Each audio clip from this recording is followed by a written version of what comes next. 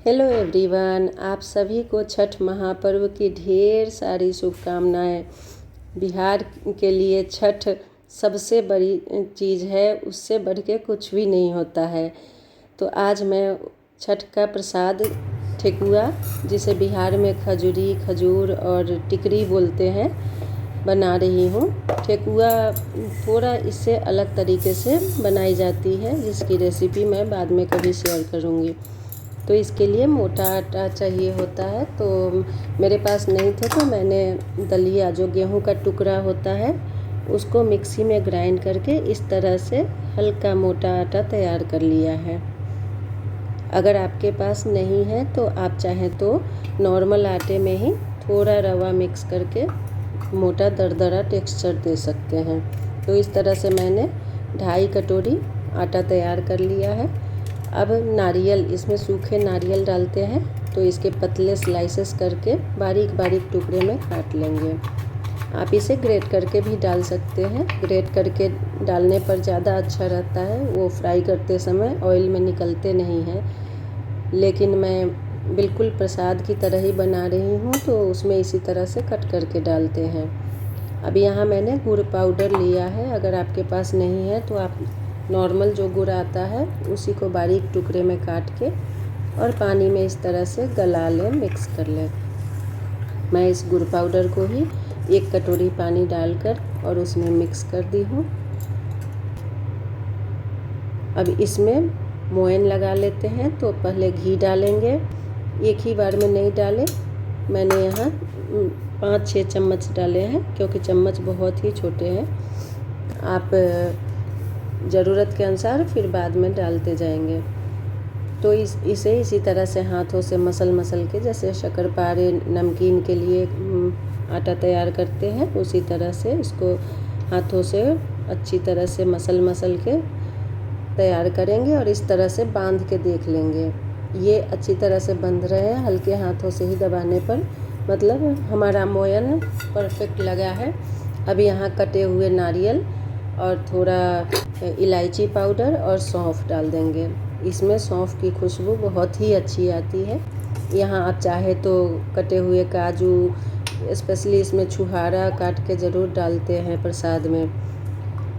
तो सबको मिक्स कर लेंगे। फिर इसमें ये जो गुड़ पानी तैयार किए हैं उसको थोड़ा थोड़ा करके डालेंगे और मिक्स करते जाएंगे। एक ही बार में नहीं डालेंगे, नहीं तो ये ज़्यादा गीले हो जाएंगे। हमें इसे गीला नहीं करना है, इसे हार्ड भी नहीं रखना है, ये बस मिक्स हो जाना चाहिए।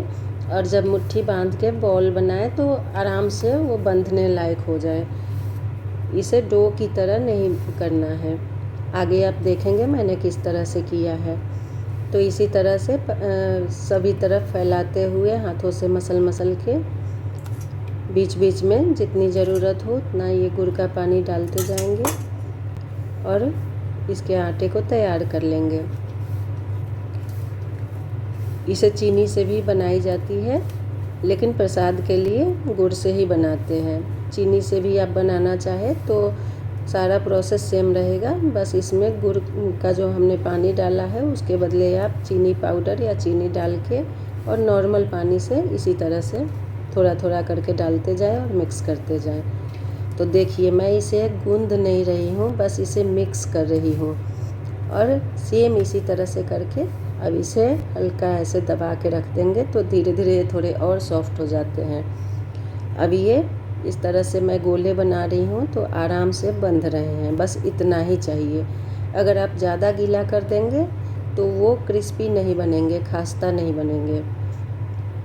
इसके लिए इसे इसी तरह से बनाते हैं। अब इसके कुछ गोले बना लेते हैं। इसे कितने तरह के शेप में बनाते हैं मैं यहाँ 3 तरह के बताऊंगी।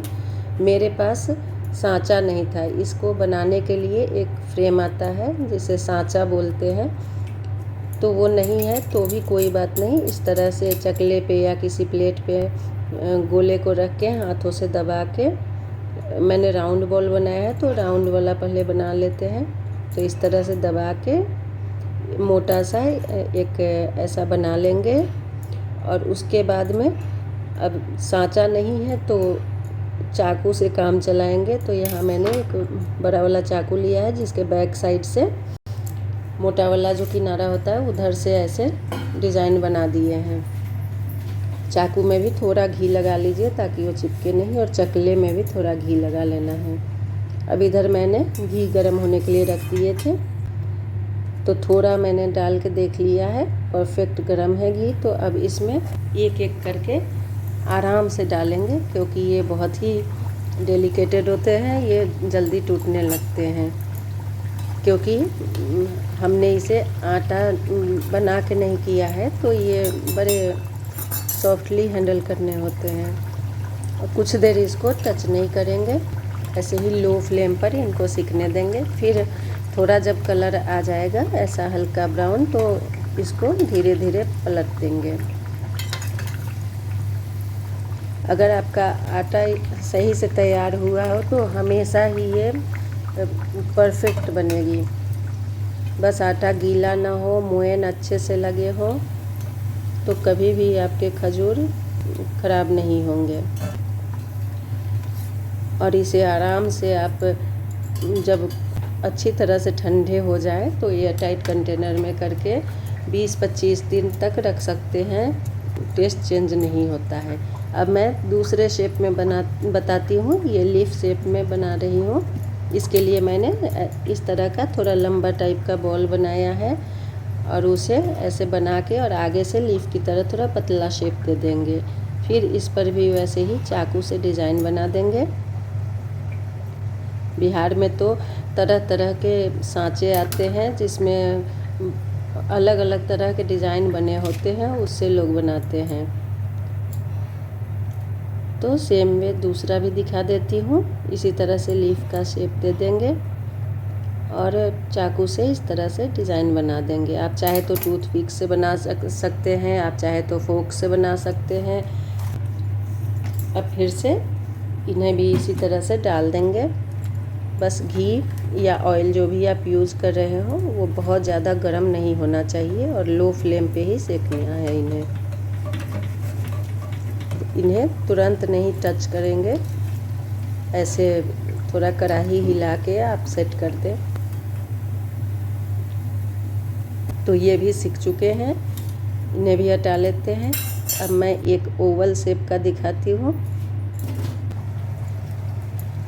तो सेम वे उसी तरह से थोड़ा लंबे टाइप का बॉल बना लेंगे और उससे फिर ऐसा ओवल शेप दे देंगे। ये भी दिखने में बहुत ही अच्छे लगते हैं, और इस पर भी उसी तरह से डिज़ाइन बना देंगे। आप कोई भी डिज़ाइन बना सकते हैं, मैंने यहाँ सब में सेम ही रखा है। ये भी दिखने में बहुत ही अच्छे लगते हैं। तो इसी तरह से मैंने इन्हें भी तल लिए हैं, और देखिए सबका कलर सेम आया है।